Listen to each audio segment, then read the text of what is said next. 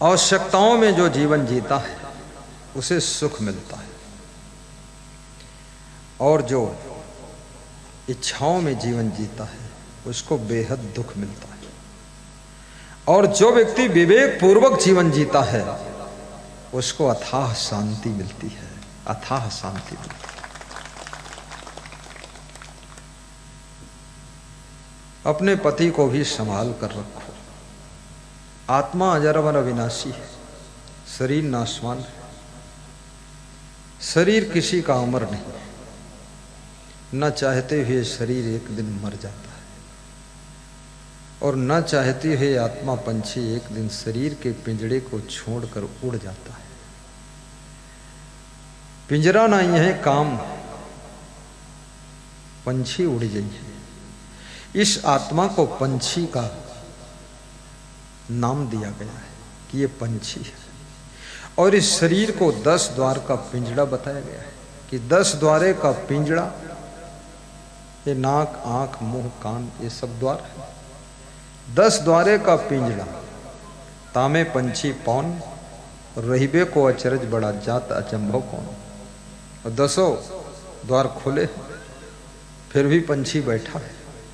इस शरीर के पिंजड़े में 100 साल तक बैठा रहता है, 80 साल तक बैठा रहता है, 50 साल तक बैठा रहता है, उड़ता ही नहीं, निकलता ही नहीं।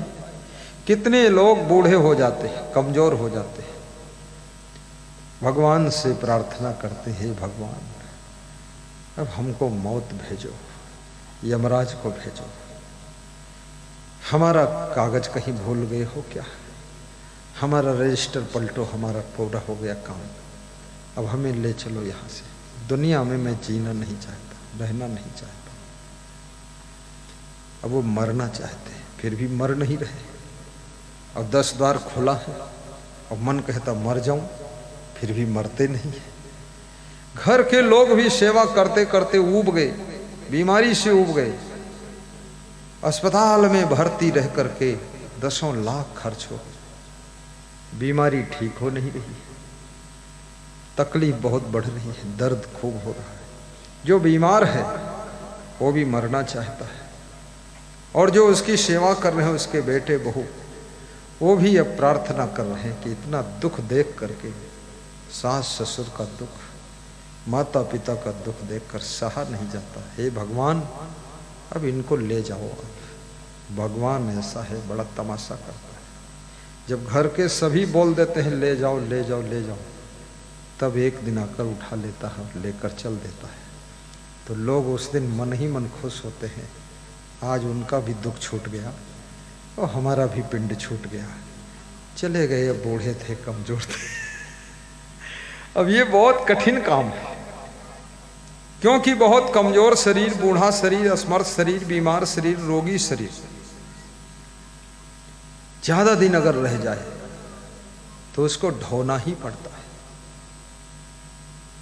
और बीमारी में दवा जितनी खाओ उतना रिएक्शन होता है, पैसा भी बहुत खर्च होता है। एक साधु बोल रहा था कि हम ये दूसरे साधु के साथ नहीं रहेंगे। तो हमने कहा क्या हुआ?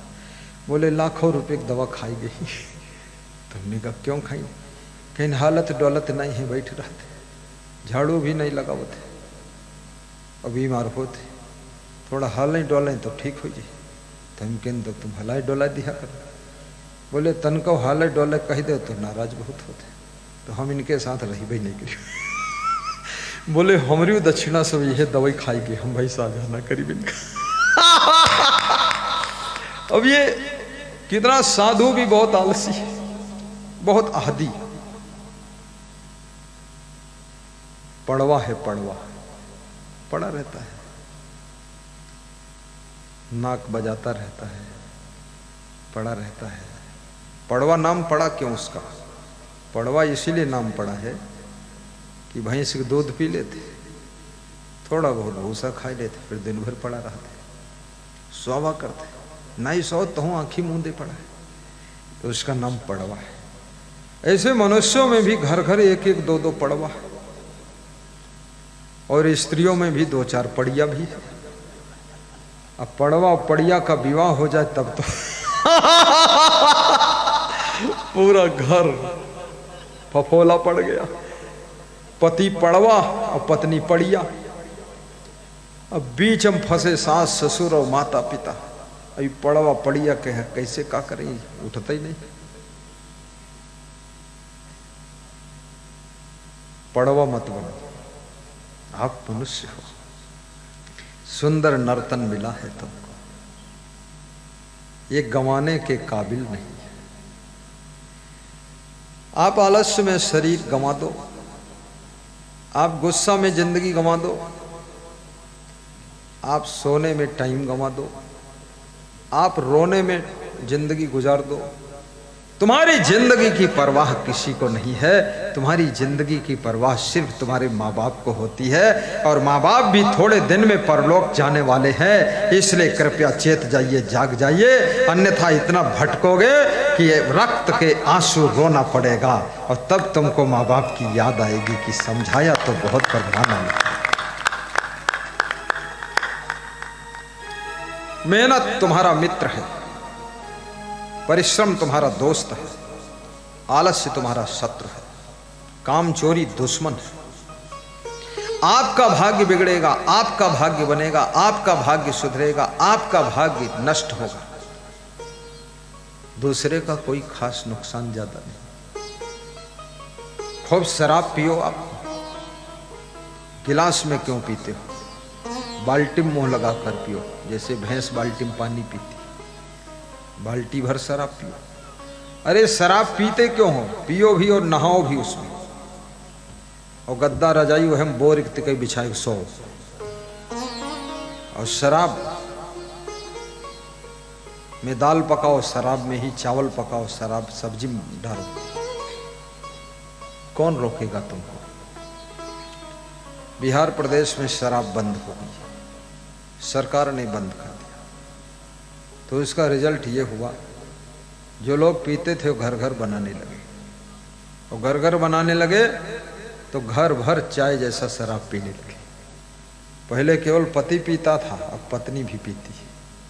अब संभालना बहुत कठिन हो गया बिहार सरकार को। अब बनाते भी हैं, पीते भी हैं, बेचते भी हैं। पहले अकेले पीते थे, मोहल्ला तो बचा था, अब मोहल्ला भर को पिलाते, और सस्ती शराब की चाय बट रही। कोई मेहमान आ गया तो एक गिलास उसको भी देते हैं। अब नीतीश कुमार मुख्यमंत्री सोच में पड़ गए, अब क्या करूं, क्या करूं? शराब बंद करने की जरूरत नहीं है, शराब का रेट बढ़ाने की जरूरत है, शराब का कार्ड बनाने की जरूरत है, शराब कार्ड से मिलेगी। शराब की दुकानें कम करने की जरूरत है। गांव में दुकानें नहीं होना चाहिए, शहर में होना चाहिए। आसानी से मिलना नहीं चाहिए, परेशानी से मिलना चाहिए, सस्ती मिलना नहीं चाहिए, महंगी मिलना चाहिए। एक बोतल की कीमत 900 रुपये, उससे अच्छी वाली 1800, उससे और अच्छी 3000 का बोतल। जब बहुत महंगी हो जाएगी तो लोग कम से कम पिएंगे, बहुत दूर दुकान मिलेगी तो कभी कभी पिएंगे, और जब घर ही में बनने लगी, बंद कर दिया आपने, तो अब तो और ज्यादा पी रहे हैं। जो सरकार को आबकारी विभाग से प्रॉफिट मिलता था अरबों का, वो भी बंद हो गया, और घर घर शराब बनना शुरू हो गई। ये मनुष्य को सुधारना बहुत कठिन है। मनुष्य बड़ा विचित्र प्राणी है। 150 बीघे जमीन लोग बेचकर शराब पी गए, जुआ खेल गए। अब 3 बीघे बची है, अब लंबा कुर्ता पहनकर निकलते हैं। लोग कहते हैं, कहो भाई साहब क्या हाल चाल? बोले ना हाल बचा है ना चाल बची है, सब बर्बाद हो गया। शराब मत पियो, पीना है भक्ति की शराब पियो, जैसे हमारे विजय कुमार ने पिया, जैसे हमारे करण भाई ने पिया। करण विजय का लड़का है, उसके मन में इच्छा हो गई कि हम यहाँ प्रोग्राम करेंगे। जैसे मीना देवी पीकर बैठी, ये बेहोश हैं, होश में नहीं, अब इनको होश आएगा भी नहीं। ये भक्ति की शराब, सत्संग की शराब, ज्ञान की शराब, प्रेम की शराब सद्गुणों की शराब, सदाचार की शराब जिंदगी को फूलों जैसा सुगंधित बना देती है और जीवन को आनंद से भर देती है। बोलिए सदगुरु भगवान की जय। ये साधारण नहीं। हमारे शिवमोहन जी ने, सुषमा द्विवेदी, हिंगामऊ वालों ने पिया, इन्होंने कुछ ज्यादा ही पी लिया, सत्संग की शराब पिया। ये बोतल की शराब शाम पियो सुबह नशा उतर जाता है, लेकिन सत्संग की शराब एक बार ढंग से पी लो, जिंदगी भर नशा छाया रहता है और अगली जिंदगी में भी इसका नशा दिखाई देता है। ताली जोर से बजाओ।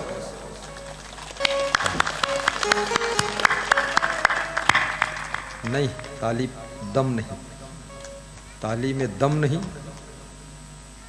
और क्या बोलते हैं,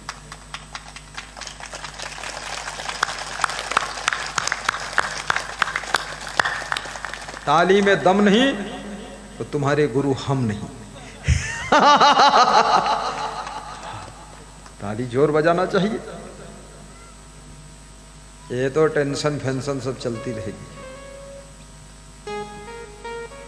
जाम पर जाम पीने से क्या फायदा, जाम पर जाम पीने से क्या फायदा, रात बीती सुबह को उतर जाएगी, रात बीती सुबह को उतर जाएगी,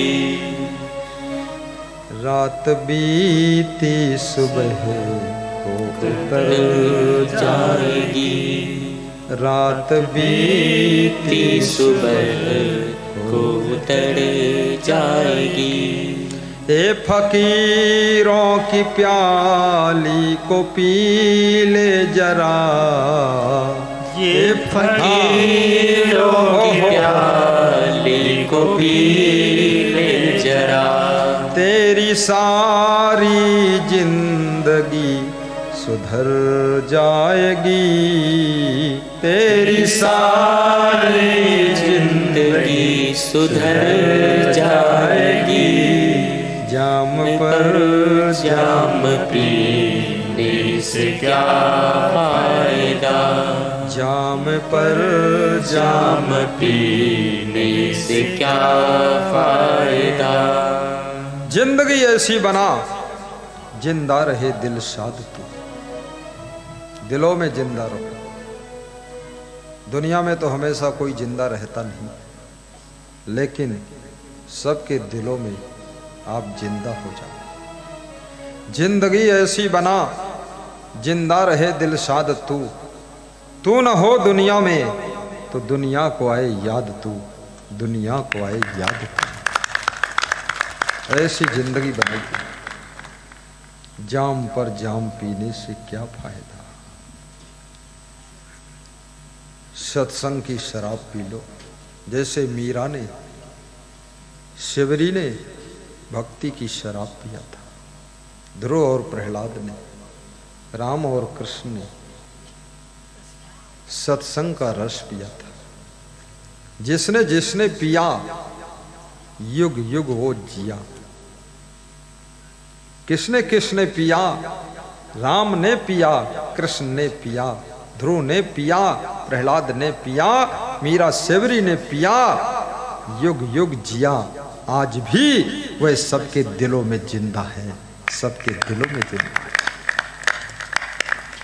दुख सुख में तुम राम राम जपते हो, राम राम राम।